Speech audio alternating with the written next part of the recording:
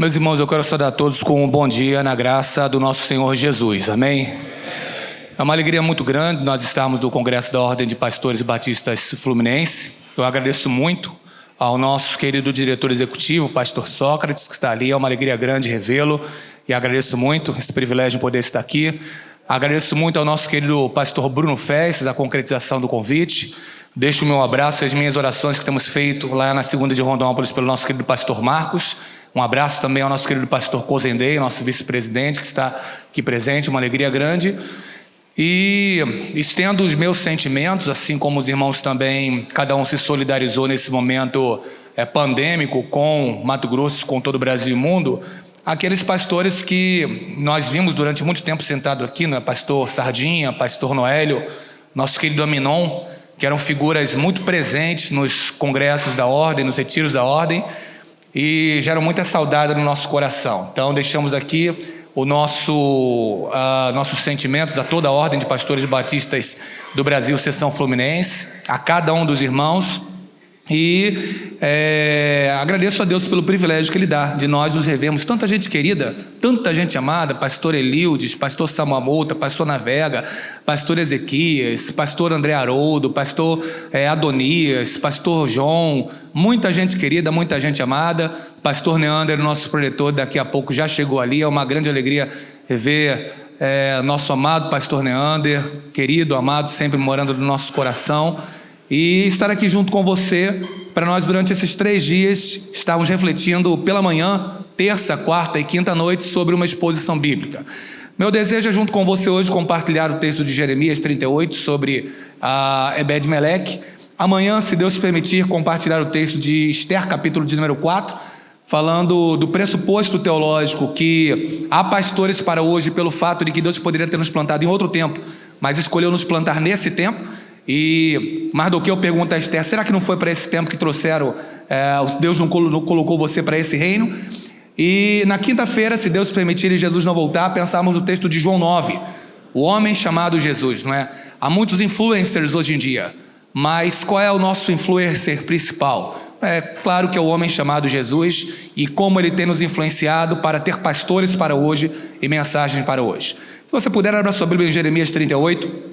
Jeremias 38, eu gostaria de compartilhar com você uma palavra balsâmica nesse tempo de tantos desafios para nós. Jeremias capítulo de número 38, sobre esse homem chamado Ebed-Meleque, que tanto ajuda Jeremias, porque às vezes a gente vem para cá para o retiro da ordem com tantos dilemas, com tantas questões, e às vezes tantas preocupações, não é?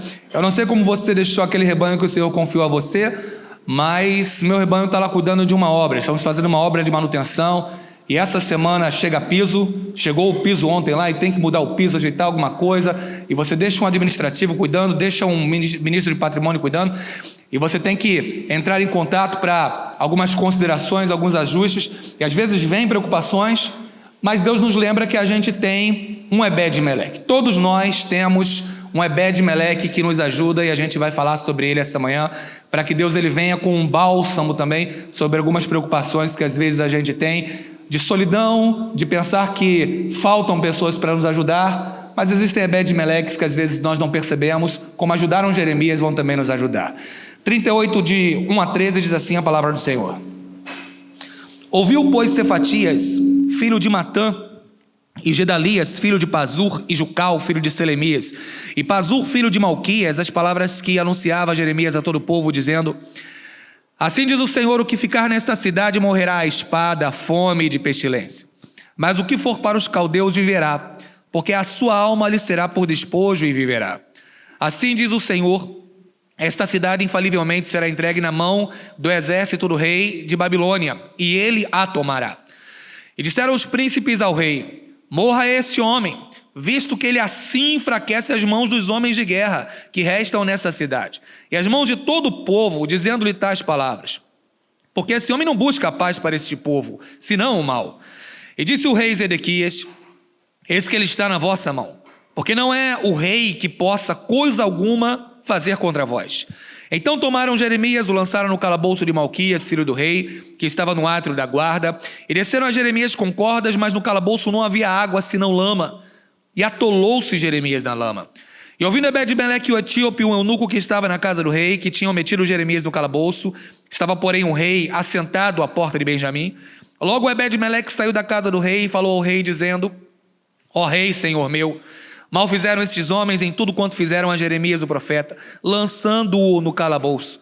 De certo morreria a fome no lugar onde se acha, pois não há mais pão na cidade. Então deu ordem o rei a Ebed-Meleque o etíope, dizendo: toma contigo daqui 30 homens, tira Jeremias o profeta do calabouço antes que morra. E tomou Ebed-Meleque os homens consigo, foi à casa do rei por debaixo da tesouraria, tomou dali uns trapos velhos e rotos e roupas velhas em bocados, desceu-os a Jeremias no calabouço por meio de cordas, e disse Ebed-Meleque o etíope a Jeremias: põe agora estes trapos velhos e rotos e já apodrecidos nas covas dos teus braços, por debaixo das cordas. Jeremias o fez assim. Puxaram Jeremias com cordas, tiraram do calabouço e ficou Jeremias no átrio da guarda. Que Deus abençoe nossas vidas com a sua santa e inesgotável palavra. Por mais Ebed-Meleques, a minha oração essa manhã, é a exposição da Escritura nessa manhã. Porque nós precisamos de mais Ebed-Meleques. Irmãos, nós estamos num período pós-pandemia, ou para alguns, e num período ainda de um resquício de pandemia para outros. E muitas são as sequelas, se não físicas, mas na alma, de muitas famílias que passaram nessa pandemia. Nossas igrejas são diferentes. Algumas igrejas, muita gente voltou, outras não voltaram por falecimento, outras não voltaram por trânsito, outras não voltaram por receio. Muitas pessoas, elas se mudaram, elas migraram, ordens de cultos foram alteradas, frequências foram alteradas. Pessoas, às vezes, que tinham uma assistência maior domingo à noite, têm uma assistência maior quarta-feira agora, maior domingo de manhã. Outros momentos de culto foram iniciados, enfim, houve mudança de 2021 para 22. Mas isso tudo também houve, talvez, muito paradoxalmente, ou muito inusitadamente, um tipo de um trabalho que nós precisamos nos redescobrir, nós precisamos nos reencontrar. As pessoas, às vezes, pensam que o online, ele causa um pouco menos de trabalho, quando na realidade às vezes não é.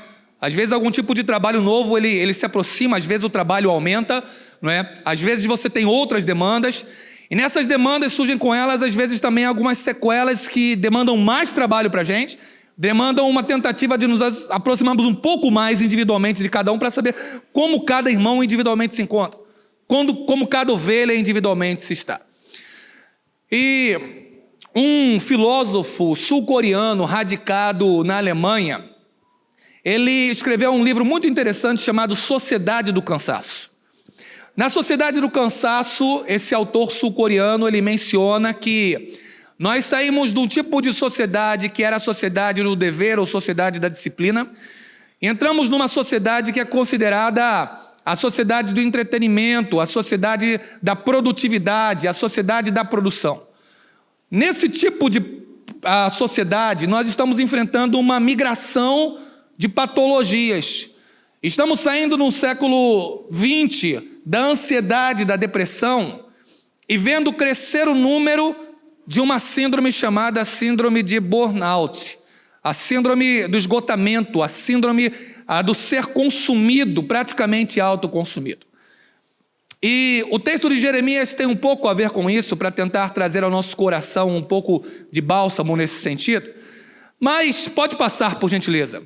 Quando se pensa em algumas causas dessa síndrome, 6 são apontadas de forma geral. Excesso do trabalho, que a gente conhece bem. Falta de conexão entre o profissional e o ambiente de trabalho. Relações tóxicas. Muita tensão, muita briga no trabalho, não se sabe o que o outro vai pensar, não se sabe se vai agradar ou não.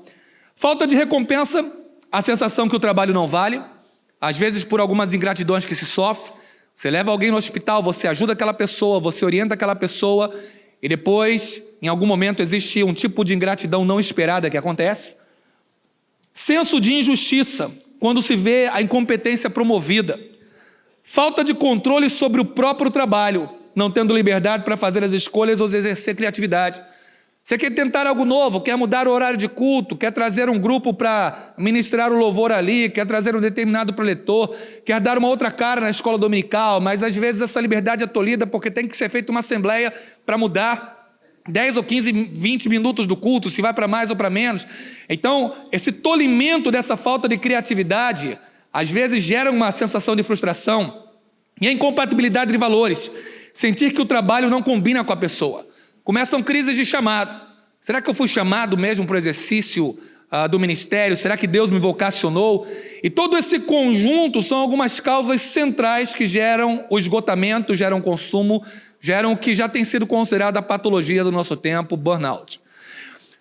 Mas fazendo a transição para o texto de Jeremias, eu gostaria de tentar pensar e tentar entender junto com os irmãos que muitas vezes a gente esquece daquele cântico antigo do Milad, quando Deus trazia por meio da letra daquela canção: não tenhas sobre ti um só cuidado qualquer que seja, pois somente um, seria muito para ti. É meu, somente meu, todo o trabalho, e o teu trabalho é descansar em mim. Quando nós lembramos que nós temos Ebed-Meleques trazidos pelo Senhor para nos ajudar, isso refrigera um pouco a nossa alma. Pode passar, por gentileza. Quem é o Ebed-Meleque e qual é o contexto de Jeremias? Para alguns intérpretes, o texto ele acontece no ano 589 a.C. E nós sabemos que nós estamos falando de um contexto extremamente animoso. Jeremias está em Judá. E em Judá, a parte que sobrou de Israel, que é o reino do sul, está numa situação completamente inóspita. No ano 722, a Assíria invadiu o reino do norte por causa da idolatria, devastou o reino do norte e sobrou apenas um restolho ali para contar a história. A Assíria vem crescendo de maneira forte e poderosa, e daqui a pouco nada mais nada menos do que no ano 612, a Babilônia ela assume a preponderância no Império Mundial, ela derrota a Assíria, e ela vem com força da região que hoje conhecemos como o moderno Iraque, vindo dominando a Assíria e descendo para a parte sul. Judá está vendo tudo isso. No ano 605 há o primeiro cerco sobre Judá. Levam os melhores, Daniel, Ananias, Misael e Azarias. Judá simplesmente sofre as consequências disso. No ano 597, o segundo cerco é impetrado sobre Judá. Judá fica numa situação basicamente calamitosa. Ezequiel vê isso. Ezequiel profetiza naquele tempo. Tem a sua profecia do Vale de Ossos Secos e várias outras profecias para tentar trazer uma palavra de ânimo, uma palavra de esperança àquele povo. Até que no ano 586, Judá será totalmente destruída. Jeremias escreverá as suas lamentações, falando que as mãos das mulheres piedosas cozinharam os seus próprios filhos. Um dia ela praticava o canibalismo com o filho de outra e outra com o filho de uma. Lamentações de Jeremias capítulo 4, versículos 10 e 11 nos falam sobre esse contexto extremamente triste, extremamente inóspito. Mas um pouco antes da derrocada final de Judá, cerca do ano 589, Jeremias está profetizando ao povo. Ele está profetizando no tempo do rei Zedequias, e ele está dizendo ao povo: se vocês se entregarem à Babilônia, ainda existe um lusco-fusco de esperança. Se vocês não lutarem, não guerrearem, Deus ainda vai permitir que vocês permaneçam pelo menos vivos, mas não lutem, não guerreiem. Para os príncipes, essa palavra é extremamente desalentadora. Para os nobres, Jeremias tem que ser calado. E nos versículos de 1 a 4, há uma pressão em cima do rei dizendo: Jeremias tem que ser calado. As mãos de Jeremias estão enfraquecendo o nosso exército. O exército quer se entregar, rei, vê se isso pode. Zedequias, de alguma maneira, ele preserva Jeremias, não se sabe por quê. Talvez porque estar com Jeremias significasse a proteção divina. Jeremias, no capítulo 7, versículo 4, ele já profetiza para o povo: não digais, templo do Senhor, templo do Senhor, templo do Senhor é esse. Como que por causa do templo em Jerusalém, Deus não fosse confirmar a sua profecia. Mas de alguma maneira parece que no coração de Zedequias há algo disso. Enquanto eu estiver com Jeremias, Deus não vai trazer a profecia a cabo. Enquanto eu estiver com Jeremias, isso não vai acontecer. De maneira que o rei permite com que prendam Jeremias. Ele diz que nada pode fazer, mas a vida de Jeremias é preservada. Pegam Jeremias e jogam Jeremias numa cisterna antiga quase que esvaziada.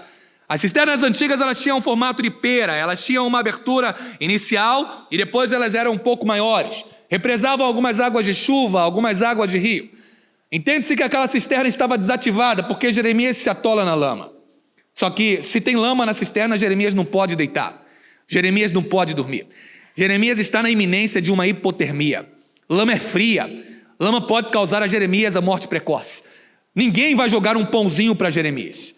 E um homem lembra disso, Ebed-Meleque, cujo nome significa aquele que serve o rei, o servo do rei.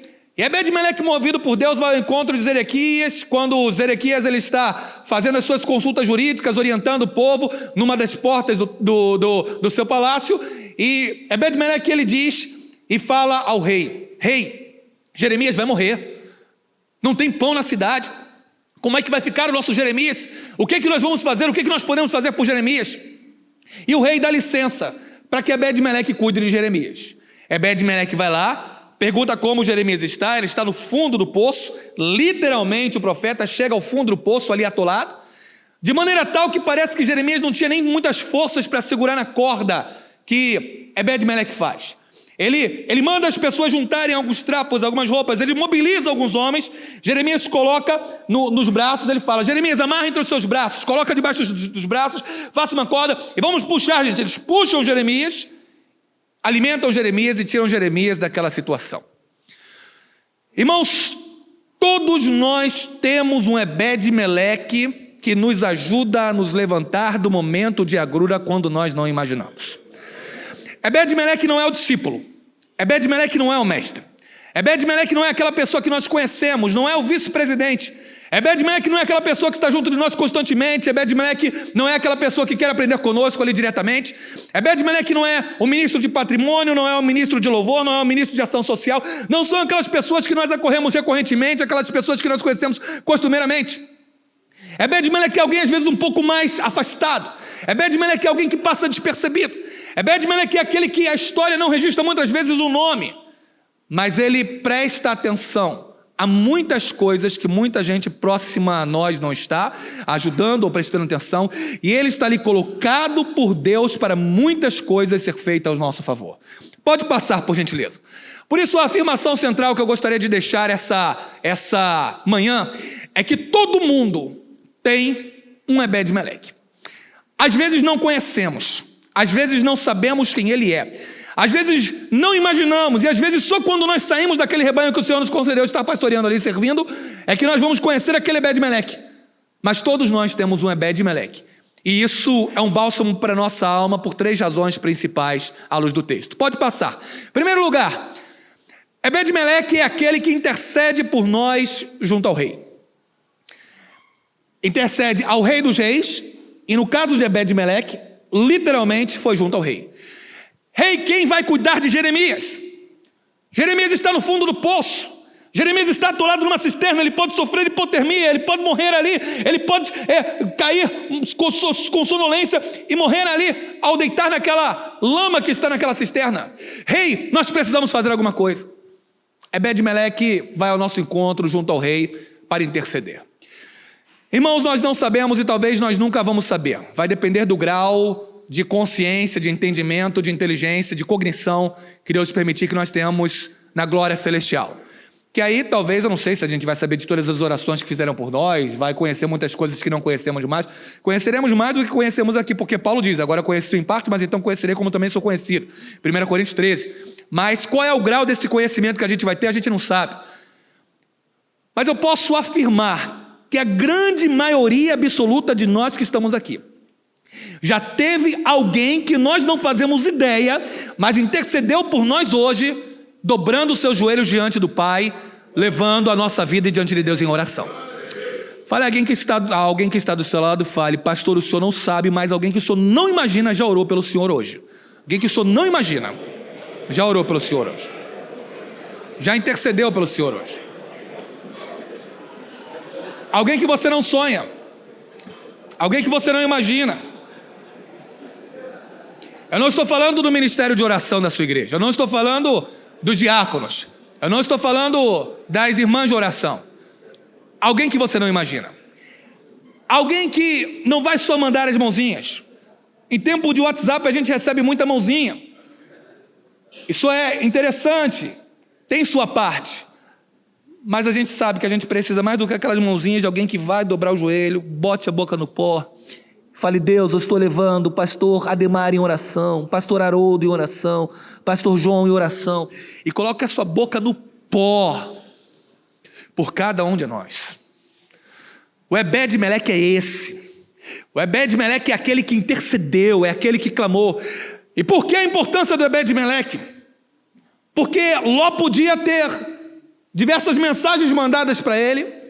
Ló podia ter diversas pessoas que o conheciam, mas quando chega em Gênesis 19, 29, na iminência do fogo e saraiva caírem sobre Sodoma e Gomorra, quando Abraão já tem a sua famosa conversa com Deus, Deus 40, se tiverem o Senhor não destrói, acha 40, Abraão, que eu não destruo. 35, 30, 20, 10, me dá os 10 que eu não destruo. E não encontra, e aí chega naquele momento em que o fogo e a saraiva vão cair sobre Sodoma e Gomorra. Gênesis 19, 29 está lá. Lembrou-se Deus de Abraão e tirou Ló.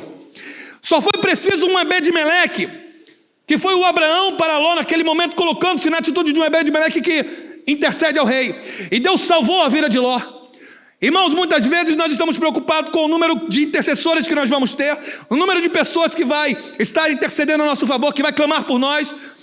Mas se nós tivermos em cada uma de nossas igrejas, apenas um Ebed-Meleque, que realmente assuma o compromisso de nos levar diante de Deus em oração, de orar diante de Deus por nós, de levar a nossa vida, os dilemas da nossa alma, as questões que precisamos de um bálsamo, diante de Deus em oração, certamente a nossa alma será mais refrigerada e nós conseguiremos ir um pouco mais adiante. O texto bíblico diz que lembrou de Deus de Abraão e livrou Ló. Deus tem lembrado de alguns Ebed-Meleques que têm orado por você, algumas pessoas que têm colocado o joelho diante de Deus em oração por você. Quantas vezes no ministério pastoral a gente olha e às vezes vê um grupo de pessoas que chamamos para um culto de oração e o número é menor do que nós imaginamos.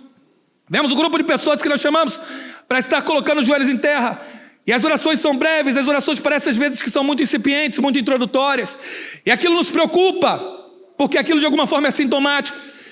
Mas Deus trouxe você aqui essa manhã para dizer que talvez você não imagine, talvez você não saiba e talvez você nunca vá conhecer e imaginar, mas que aquelas suas preocupações, aquela angústia da sua alma, aquela ansiedade às vezes por uma situação mal resolvida, aquela situação por uma tensão que você tem que resolver, por uma palavra que você tem que dar, ela tem sido levada por alguém que você não imagina diante de Deus em oração, assim como Ebed-Meleque levou a vida de Jeremias diante do rei. Há alguém que tem intercedido pela sua vida para que Deus traga um renovo e um fortalecimento para você. Todo mundo tem um Ebed-Meleque. Naquele momento necessário, Deus se lembra desse Ebed-Meleque e traz um renovo, um fortalecimento para nós quando nós imaginamos. Em 2005, casado há um ano com a Sara, eu pensando em algumas viagens com os meus familiares, tenho uma mãe, um pai e 3 irmãs, falei, Sara, vamos ver se a gente consegue comprar um carrinho, juntar daqui e dali. Juntamos daqui e dali, compramos uma Towner. Comprei uma Towner em uma determinada região, porque eu disse, bem, aqui parece uma boa localidade, não devo ter problemas com essa Towner e vamos ver como caminha.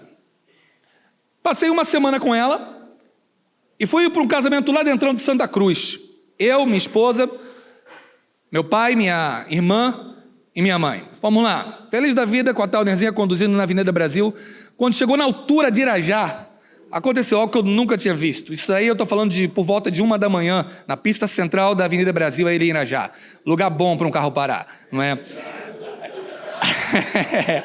Não é um lugar bom para orar, não é? O assoalho da Towner começa a encandecer, ficar vermelho de brasa. Eu olhei porque meu pé começou a ficar quente no acelerador, na embreagem. Falei, o que é isso? E começou a ficar quente, encandecer o negócio. Falei assim, o que está acontecendo? Eu, com receio do carro pegar fogo, encostei no posto que fica ali no trevo, de quem vem da Dutra e vindo de Irajá. Encostei ali naquele posto. Falei, meu Deus, 1 da manhã, meu pai não tem a menor noção de mecânica, eu também não, as 3 que estão comigo, minha mãe, minha esposa e minha irmã, também não tem.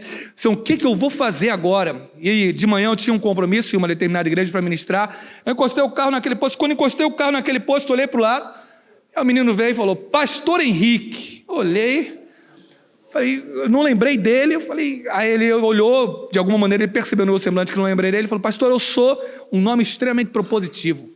Pastor, eu sou o Ângelo. Quase que eu falo, tinha que ser, né? Eu sou o Ângelo. Falei, que bom. Falei, como é que você está, Ângelo? Maravilha, né?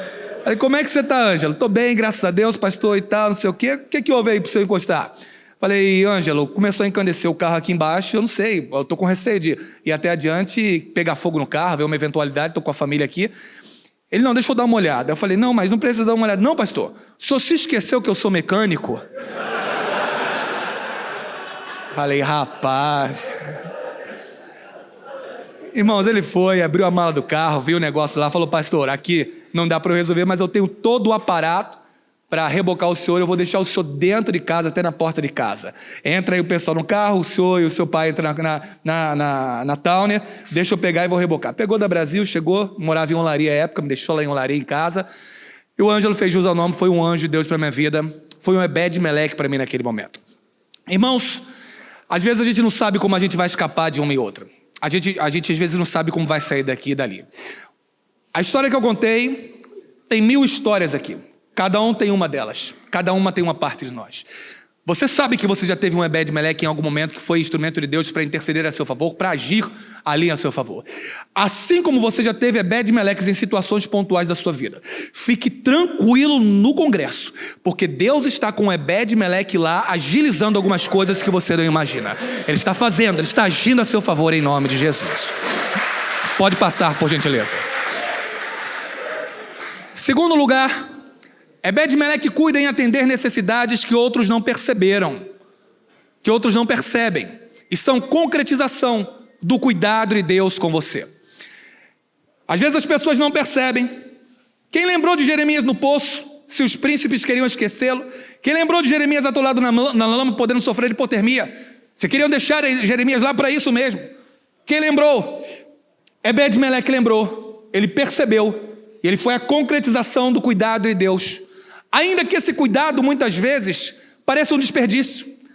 É como citou o nosso pastor ministrante de louvor agora há pouco.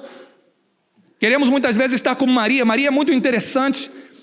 Todo o texto bíblico que menciona Maria, irmã de Marta, Maria, irmã de Marta, está aos pés de Jesus.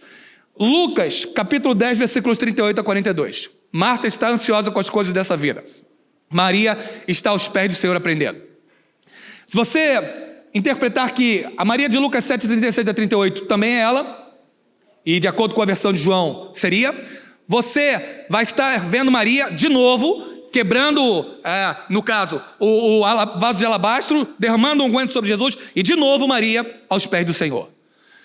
Você vai observar Maria de novo em João capítulo 11, versículo de número 32, quando Lázaro morre. Marta vai ao encontro de Jesus, e Jesus fala, cadê Maria? Ela vai até Maria, no versículo 28 do capítulo de João 11, fala, Maria, um mestre está aqui e te chama. O versículo 32 diz que Maria, vendo Jesus, lançou-se-lhe aos seus pés. Todo o texto que menciona Maria, irmã de Marta, ela está aos pés do Senhor. Ela estava sempre ali aprendendo, orando, chorando aos pés do Senhor. E às vezes é considerada a sua atitude um desperdício. Assim como muitas vezes nós também podemos considerar alguma coisa um desperdício. Mas não é, porque Deus sabe para que está usando aquele Ebed-Meleque. Barzilai foi um tipo de Ebed-Meleque para Davi, quando socorreu ele e os seus homens voltando com fome da guerra. Sunamita foi um tipo de Ebed-Meleque para Eliseu. José de Arimateia, um tipo de Ebed-Meleque para Jesus, quando cuidou do corpo de Jesus pós-mortem. O rebanho muitas vezes tem a composição de diversas personagens. O rebanho tem às vezes um Paulo, que é mestre lá.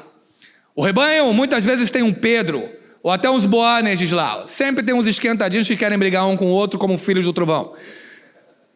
O rebanho às vezes tem mais Judas do que a gente queria. Mas o rebanho tem Ebed-Meleque. O rebanho sempre tem um Ebed-Meleque. O Ebed-Meleque, ele está nesse exato momento, enquanto você está aqui no retiro da ordem, aquele Ebed-Meleque, ele está pensando em você. Poxa, será que o pastor está precisando de alguma ajuda? O que o pastor está precisando naquele momento, enquanto ele foi lá?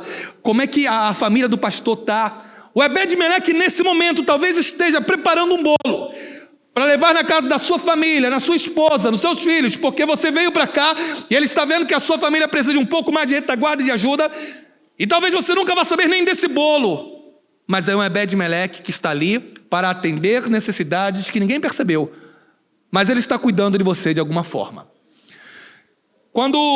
Assim que eu cheguei em 2018, fomos realizar um batismo em dezembro. Vou fazer 5 anos esse ano que eu estou lá na Segunda Igreja Batista de Rondonópolis. Aquela terra com baixa umidade do ar, 232 mil habitantes, terra do agronegócio, com uma cultura bastante diferente da nossa, mas bastante acolhedora. E foi realizado o primeiro batismo em dezembro de 2018. Corre naquele dia de batismo, era o primeiro batismo que ia realizar, organiza uma coisa dali, organiza uma coisa daqui, prepara toda aquela festa, temos que ter uma macarronada na parte da noite, então ajusta as coisas, naquele primeiro ano, chegando lá, então tem que distribuir as atividades, organizar. E eu deixei crescer a barba, estava muito desgrenhado, o cabelo todo bagunçado.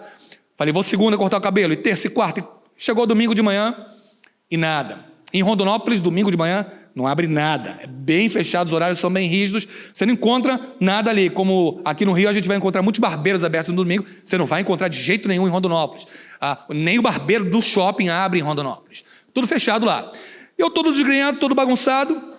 Eu falei, vou ficar logo aqui pra noite, no gabinete, tem banheiro lá e tal, vou emendar logo, já era 2h pouca da tarde, tinha almoçado por lá mesmo. Falei, vou emendar logo à noite, Sara vai trazer minha roupa e realizo os batismos de cá. E quando chegou 2h30, tocou alguém a campainha lá, fui atender, Elias.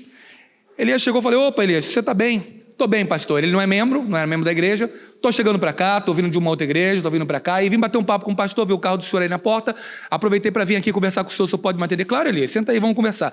Conversa vai, conversa vem, 1h, 45 minutos, ali junto com Elias. Tá bom, Elias, vamos orar. Oramos, e Elias ficou olhando fixamente para mim. Eu olhei e falei, Elias, o que houve, Elias? Ele, não, pastor, é porque hoje tem batismo, o senhor a barba tá tão desgrenhada. Eu falei, mas qual é o problema? Não, é porque eu sou barbeiro. Maravilha, né?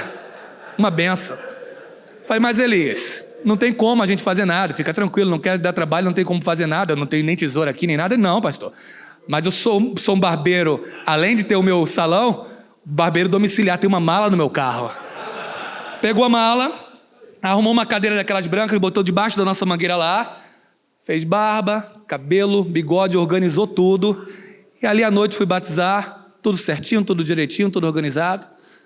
Uma necessidade mínima, não chega a ser necessidade, uma situação, não é? Mas que o Senhor olhou e falou, deixa eu mostrar para o meu filho que eu estou com um Ebed-Meleque aqui, cuidando até nos mínimos detalhes. Algo que poderia passar trivialmente, na naturalidade. Mas assim como Elias foi um Ebed-Meleque ali para mim, irmãos, Deus tem levantado muita gente na nossa trajetória. O problema é que no momento que vem a luta, que vem a dificuldade, a nossa tendência é olhar para o Judas. A nossa tendência é olhar para as tensões. A nossa tendência é desmerecer todo o trabalho que Deus realizou através daquela vida que foi a sua, de uma outra vida ali. E a gente se preocupar em focalizar demais no problema. Mas eu queria que nesse retiro em que Deus trouxe você aqui, você lembre que ainda que a luta seja grande, ainda que a prova esteja quase intransponível, ainda que a situação esteja quase inexpugnável lá na sua igreja, Deus nesse momento tem pessoas lá que são Ebed-Meleques dele colocado para prestar atenção e algumas necessidades suas, às vezes não atendidas, às vezes não percebidas, e simplesmente Deus vai estar tratando, trabalhando e provendo algumas coisas enquanto você não imagina. Muito obrigado, Raquel. Olha a Ebed-Meleque aqui, né? Que maravilha, né? Pastora Raquel, uma benção. Obrigado, pastor. Pode passar, por gentileza. Mas em terceiro e último lugar, Ebed-Meleque mobiliza colaboradores para nos ajudar. Ebed-Meleque mobiliza colaboradores para nos ajudar.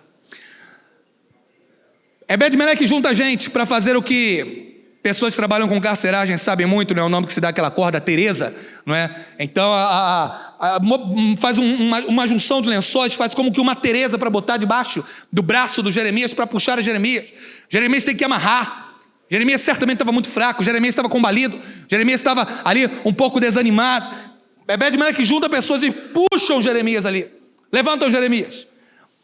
Os amigos do paralítico, os leprosos no arraial dos Círios, os filipenses para Paulo, todos esses mobilizaram gente para ajudar. Às vezes nos surpreende o material humano que Deus envia para a gente trabalhar. Como o exército de Davi. Você olha em 1 Samuel 22:1, todo mundo desanimado, angustiado, devedores. E Deus fez dali um grande exército. Como por exemplo Samuel, que Samuel até exclama. Quando ele vê os meninos do Jessé, ele fala, acabaram-se os moços? Ainda falta o menor é o menor. Quando ele olha para Saul, quando ele olha para Abinadab, fala, certamente está diante do Senhor o seu ungido. Não, Samuel, não é esse grandão. É um outro que não está nem aqui que eu vou usar. É outro, tá certo. Gideão, você tem muita gente, Gideão. Vamos fazer um processo de seleção aí. Quantas pessoas sobram, Senhor? 300. Às vezes nos surpreende o material humano que Deus vai utilizar. Mas só que Deus às vezes nos dá um material humano completamente diferente, inusitado, porque o nosso melhor costuma visar a eficácia. Mas o melhor de Deus costuma visar a sua dependência, a sua glória. A glória, para que a glória seja dele, para que a glória nunca seja nossa. Porque a gente colocou alguém de capacidade, alguém de possibilidade, mas foi colocado alguém completamente inusitado, que a gente não imaginava. E a gente às vezes fica pensando, estigmatizando uma Nazaré, como quando Filipe fala sobre Jesus, e ele é questionado, pode vir alguma coisa boa de Nazaré? Vem e vê. Então às vezes a gente olha o material humano que Deus colocou e fala, Senhor, mas é esse mesmo que vai ser o líder de jovens? É esse mesmo, Senhor, que vai ser o líder de adolescentes? Mas, Senhor, só tem ele para vice. Mas, Senhor, só ela. E a gente fica olhando e pensando naquele material humano. Mas, irmãos, às vezes é do completamente inusitado que Deus levanta um grande homem de Deus, uma grande mulher de Deus, um santo homem de Deus para nos ajudar, um grande Ebed-Meleque. Deus, ele está levantando Ebed-Meleque na sua igreja para mobilizarem colaboradores para lhe ajudar. Mas esses colaboradores podem lhe gerar muita estranheza, porque podem ser as pessoas talvez mais endividadas, podem ser as pessoas mais combalidas, as pessoas com mais marcas de vida, como foi no exército de Davi. Mas aquele exército de Davi, Deus levanta um Ebed-Meleque que atira uma flecha e acerta uma flecha, acerta uma funda, diz o texto, num fio de cabelo. Deus levanta uns Ebed-Meleques para Davi que vão no exército inimigo buscar um copo d'água só para dar a Davi o prazer de beber aquela água. Deus levanta um Ebed-Meleque para Davi que pode mergulhar numa cova e matar um leão com um cajado na mão no tempo da neve. Deus levanta esses Ebed-Meleques. Deus talvez esteja separando uma pessoa muito diferente que você não imaginou lá na sua igreja. Uma pessoa talvez completamente inusitada. Uma pessoa que você olha os predicados, olha as prerrogativas, que talvez não tenha lastro, não tenha pedigree, não tenha currículo, não tenha uma grande história para contar, não tenha um nome, não tenha um sobrenome. Mas é um Ebed-Meleque que Deus está separando para você nesse tempo. Então, não desperdice os Ebed-Meleques que Deus está colocando lá na igreja para você. Quando você voltar, Deus vai abrir os meus, os nossos olhos e vai falar, eis aí o seu Ebed-Meleque. É esse, Senhor? É esse. Então vai que Deus vai te ajudar em nome de Jesus. Conclusão, pode passar por gentileza. Irmãos, quando pensamos em Ebed-Meleque, todos nós temos Ebed-Meleques para nos ajudar. Mas nós precisamos ser Ebed-Meleques de alguém. Às vezes esse Ebed-Meleque, conforme disse, é inusitado. Dwight Lyman Moody, ele era trôpego no seu inglês. Os universitários reclamavam muito. E quando Dwight Lyman Moody foi pregar numa conferência universitária, ele fez o apelo e 16 pessoas acorreram àquele apelo. 16 pessoas se renderam aos pés de Cristo. Um universitário, bastante rigorista, encontrou o Dwight Lyman Moody no final da conferência e disse, Dr. Dwight Lyman Moody, eu contei pelo menos 16 erros de língua inglesa que o senhor cometeu. 16 erros? 16 erros. E aí foi contar ao pessoal, só um momento, 1, 2, 3, 4. Contas são aquelas historietas que a gente nunca sabe se é uma lenda em torno da personagem, a gente não sabe se ocorreu mesmo, mas servem para nos trazer esclarecimento quando o biógrafo ele traz aquilo ali com mais acurácia. E diz a história que o Moody contou 16 pessoas, falou, olha, se eu cometi 16 erros de língua inglesa, certamente Deus me perdoará, porque tem um convertido para cada erro de português que eu cometi. Moody talvez tenha sido o inusitado que Deus levantou. Muito trôpego em língua inglesa, trocando muita coisa, muito brusco na sua fala, no seu jeito. Durante toda a vida ele se ressentiu do fato de não ter estudo e coloca isso para os seus biógrafos. A gente não sabe quem Deus vai fazer, quem Deus vai levantar. Ele vai levantar gente e tem levantado gente para nos ajudar. Mas nós precisamos ser Ebed-Meleque de algumas pessoas. Talvez esse congresso de pastores, esse retiro de pastores da ordem que nós estamos aqui, ele gere muitas lembranças profundas em nós. Muitas lembranças profundas. Talvez gente que ficava no seu quarto e era amigo de um outro companheiro. Talvez um grande parceiro que tenha sido recolhido pelo Senhor. E quando você olha na cantina, você vê às vezes alguém um pouco desanimado e entristecido porque aquele parceiro não está mais aqui. Meu convite é você ser um Ebed-Meleque de alguém. A pessoa não te conhece, a pessoa não sabe quem você é, você não tem tanta familiaridade com ela. Mas chega junto, conversa, dá um abraço amigo. No tempo de Covid, os abraços foram extirpados. Nós precisamos voltar a nos tocar mais, com profilaxia, com cuidado, salubremente. Mas nós precisamos nos abraçar. Nós precisamos voltar a ter um pouco mais de calor humano. Nós, principalmente pastores que somos tão instrumentalizados por Deus para abençoar, precisamos de um pouco mais disso. Todo mundo tem um Ebed-Meleque e você tem vários na sua igreja que Deus lhe lembra para você ficar mais tranquilo e em paz com o seu coração. Mas você também precisa ser o Ebed-Meleque de alguém. Que Deus te abençoe e guarde essa palavra no seu coração, em nome de Jesus.